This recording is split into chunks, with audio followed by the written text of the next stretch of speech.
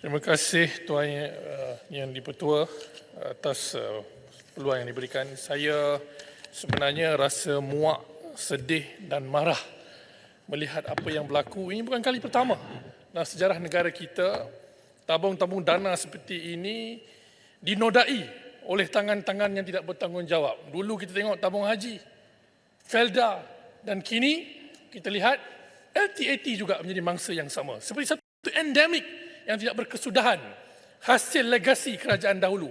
Bukan salah Yang Menteri lah, bukan dia masa itu jadi menteri. Cuma saya nak cakap terus terang lah, let's call a spade a spade. This is a hefty bailout. 2 bilion ringgit wang rakyat akan disalurkan kepada Bosted untuk servis semua aliran tunai yang bermasalah ini. Baik, bagi saya tak ada masalah untuk kita membantu Bosted yang dah nazak ini. Tapi apa yang saya tekankan dalam Dewan Yang Mulia ini ialah there must be a clear accountability. Perlu ada satu kebertanggungjawaban yang serius daripada pihak LTAT dan Bosted dan juga pemantauan daripada kerajaan khususnya MOF berkenaan dengan bantuan ini. Jadi saya ada beberapa perkara saya nak bangkitkan untuk perhatian Yang Menteri. Bukan nak salahkan Yang Menteri lah, ya. Nanti personal pada Rembau. Pertama, seperti mana yang diulang banyak kali oleh semua ahli parlimen yang berbahas tadi, apakah root cause akar masalah kepada aliran tunai Bosted? Apakah sebenarnya? Apakah masalah tata kelola, tadbir urus yang membuatkan kita kerugian walaupun Bosted memiliki kontrak-kontrak yang daripada kerajaan seperti Farman Niaga dan sebagainya? Yang kedua, apakah butiran bailout ini, terma dan syaratnya, pulangan kepada pembayar cukai macam mana? Apakah rasional bailout ini dibenarkan oleh kerajaan? Kami perlukan jawapan tersebut. Yang ketiga, apakah tindakan yang bakal dikenakan kepada mereka yang benar-benar bertanggungjawab yang menimbulkan masalah tadbir urus dan tata kelola ini? Kita tak nampak lagi mana head must roll. Siapa yang bertanggungjawab dalam hal ini perlu dibawa ke muka pengadilan.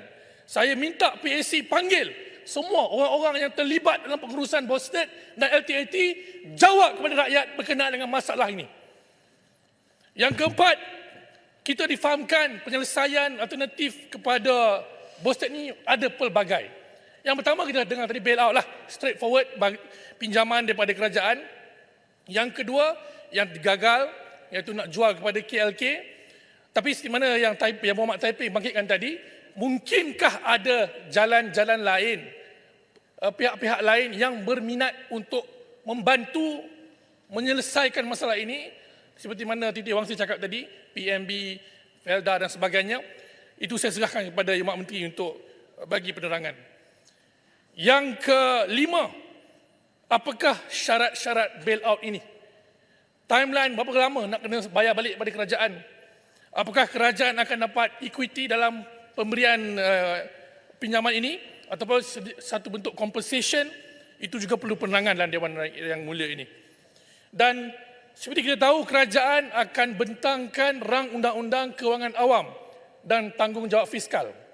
Jadi bila mana beban terbaru ini diletakkan di bawah kerajaan, yang mana taxpayers, rakyat perlu tanggung, apakah bentuk tanggungjawab governance yang akan MOF perkenalkan ataupun berikan kepada Bosted dan LTAT supaya setiap RM1 yang disalurkan menyelamatkan distress asset dengan izin Bosted ini, B-Plan khususnya, benar-benar membawa pulangan dan keuntungan dividen kepada pencarum-pencarum veteran-veteran tentera kita. Ini perkara yang kami ingin tahu. Dan saya harap seperti mana yang telah dikatakan tadi oleh beberapa ahli parlimen yang berbahas, jadikan ini satu deterrent kepada mana-mana ahli politik, mana-mana managers, pengurus-pengurus yang mengawal selia syarikat-syarikat berkepentingan kerajaan. Jangan ulang lagi tadbir urus tata kelola yang merugikan rakyat dan masa depan negara. Sampai bila kita nak bail out syarikat-syarikat berkepentingan kerajaan ini? Sedangkan mereka mempunyai advantage yang cukup banyak yang kerajaan berikan, kontrak-kontrak dan sebagainya. Ini satu penyesalan dan kekesalan yang amat dahsyat yang merugikan pembangunan negara. Jadi Tuan Di-Pertua, saya ingin memohon penjelasan daripada Yang Menteri. Saya berkesian pada Yang Rembau, bukan salah dia. Bukan salah dia. Tapi salah kerajaan pentadbiran terdahulu yang memperjudikan masa depan prajurit-prajurit kita dalam hal LTAT ini. Sekian, terima kasih.